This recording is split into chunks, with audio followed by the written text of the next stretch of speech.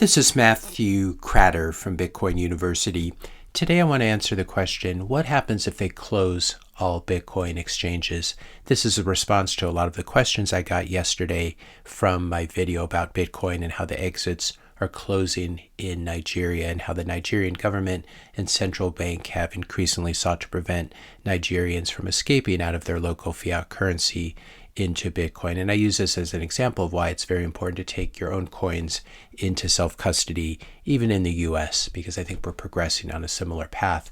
The questions I got as a result of this were questions like this: what good will self-custody be if there's no way to use your Bitcoin to pay bills or buy things? In other words, if the exchanges are closed, how do you exchange your Bitcoin for fiat, for US dollars or euros or yen, and then buy things with it? Scary, no way out with no off-ramps. But if it's in self-custody, how can you sell it without an exchange? So I wanted to talk today about what would happen if all the Bitcoin exchanges were closed globally.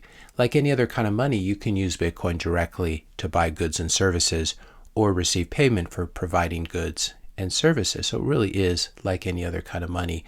Unlike any other kind of money, though, Bitcoin is censorship resistant. You don't need permission to use it, to receive it, or send it, and no one can stop you from downloading some software and using it to send or receive Bitcoin. In a dire situation, you could even flip a coin 256 times, generate a private key, and use that to generate some Bitcoin addresses and receive Bitcoin. So Bitcoin is really just math, and as a result, Bitcoin is censorship resistant. It's unstoppable money. It's FU money, you might say. You can send it to anyone you want, and there's no need to first convert it to fiat money, US dollars, euros, pounds, or whatever. You don't need an off-ramp for your Bitcoin any more than you need an off-ramp for your US dollars. You can just spend them. Eventually, the Bitcoin circular economy will bypass the fiat economy in many parts of the world. So in the future, in a decade or so from now, I imagine you won't buy Bitcoin. Instead, you'll earn it. You won't sell Bitcoin. Instead, you will spend it. And this is what the Bitcoin circular economy looks like. And I'm already doing this at very small scale. If you go to my website, for example, for my paid courses and the Bitcoin private forum, you can click here where it says pay with Bitcoin, and people do pay with Bitcoin, still a very small percentage of people. And some of that Bitcoin I've been experimenting with spending it. You can buy very nice wine from Ben. You can buy very nice beef from Jason. And I'll link to both these in the description notes below. And in fact, you can buy many, many things with Bitcoin. I'm going to link to BTC Map in the description notes below. You can take a look near where you live, and I wouldn't be surprised if you could find merchants that are accepting Bitcoin as well. If you're finding this video helpful so far, I just ask you to hit the subscribe button, leave this video a like, leave a comment, and also share this video with a friend or family member. The other question when they talk about they, quote unquote, they closing all the Bitcoin exchanges, who really is this they that's going to go globally and close all of them? Is it the US government? Is it all 195 countries in the world colluding together? If so, if the latter, that's quite a bit of global coordination. Could even Russia, the US, and China get on the same page when it comes to this? Or would one of them leave an exchange open or some loophole that would be available to reach online even if you didn't live in the country? And if they were successful, if all 195 countries were successful in banning Bitcoin, you could always just move to the jungle, as Francis from Bull Bitcoin talks about here, buying vegetables and fruits and eggs and coffee and honey using Bitcoin in the jungle of Costa Rica. So the future is already here. The Bitcoin circular economy already exists in small form. It's just not evenly distributed. Another version of this question having to do with 6102 attacks in the US. 6102 refers to when the executive order, when FDR, President Roosevelt, confiscated all Americans' gold and put it in Fort Knox. So 6102 would be a government attack on Bitcoin where the US government makes or tries to force all US residents and citizens to turn over their Bitcoin. So that's what Fred's talking about here. 6102, you have until May 30th to turn your Bitcoin into Coinbase. You'll be paid $20,000 per Bitcoin. This is assuming, obviously, that Bitcoin is trading much, much higher than 20,000. If you do not turn it in by then, it will be illegal for Coinbase and all exchanges and all businesses to accept Bitcoin from private, unhosted wallets. Again, this idea of private unhosted wallets is a little bit silly because it's all math, but this is a government term that's been used especially in Europe. So what are you going to do in this situation? My response is I flip the question around. You are the US government and you have 30 million people who are sitting on Bitcoin and refusing to hand it over. What are you going to do? Second Amendment probably relevant as well here, which makes the U.S. situation a bit more interesting. I thought this was a great comment from Eric as well. The race is on as they begin to close the exits. One obvious move everyone should be making is to get as much Bitcoin into self-custody as possible while it's still relatively easily. But do not forget the second race. Bitcoiners now hold significant wealth and knowledge of how finance works. Translate some of that energy into influence and pressure on government. Your opponents are certainly lobbying to get their way, and there's evidence of this working to certain degrees in places like Texas. Some politicians can certainly translate sound economic policy into votes, just as others can convert bad policy into campaign contributions. And here's a great comment: Bitcoin should become a political third rail that none dare to trifle with. So we still have this political avenue. I'm a little bit more skeptical that we can make this work, but one thing that could make this work is an increasing number of politicians themselves holding Bitcoin and thus having alignment of interests with Bitcoiners and not wanting to attack something that's becoming a larger and larger part of their personal or family portfolios. Now, all this talk about spending Bitcoin, I'm sure someone's going to say in the comments, but I thought you said you should never sell your Bitcoin and that you should spend only your dirty fiat money instead. And yes, this is my primary message. And as such, primary messages need to be simple and without nuance. So you just want to say never sell your Bitcoin, but there is actually some nuance here once you're past the beginner stage. So if you're keeping some money set aside in US dollars, for example, for spending, you are not more virtuous than someone who has 100% of their savings in Bitcoin, but needs to sell some Bitcoin every month to pay fiat bills or to buy things directly with Bitcoin. And I think here's one way to keep track of it mentally if you want to move more and more to a Bitcoin standard where you're earning Bitcoin and you're spending Bitcoin, or at least you are trying to think in terms of Bitcoin when it comes to all of your finances. Here's one way to keep track of it mentally. You can keep your long-term Bitcoin savings in cold storage. Hardware wallet like Coldcard or Blockstream Jade connected to Sparrow Wallet is a great way of doing this.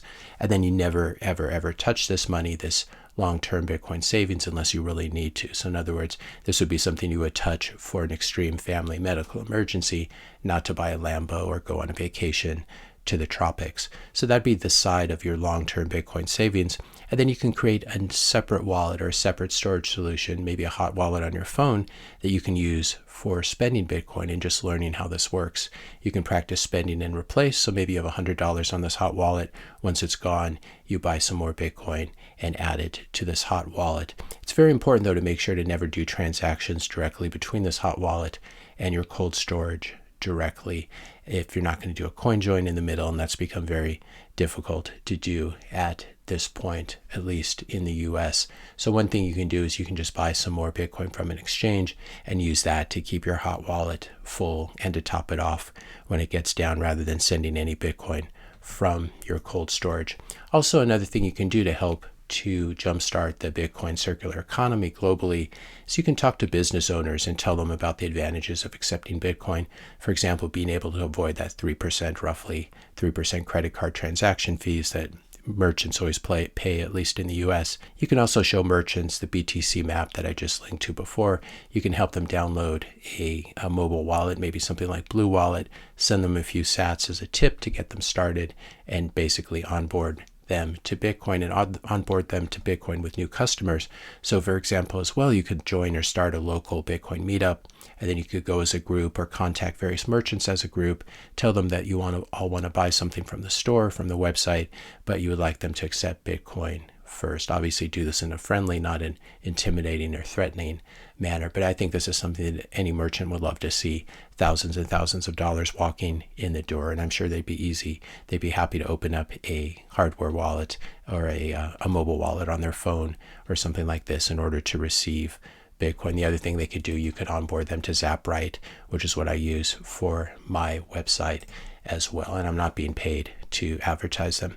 So even if you're not a developer or a designer, this is a really easy way to contribute to the growth of Bitcoin, spreading the word to merchants. You could also donate to BTC Map, the website, or you could volunteer to help them add businesses to their map. I'll link in the description notes below to Blue Wallet, which used to be my go-to until the Phoenix wallet came along. Unfortunately, Phoenix has pulled out of the US.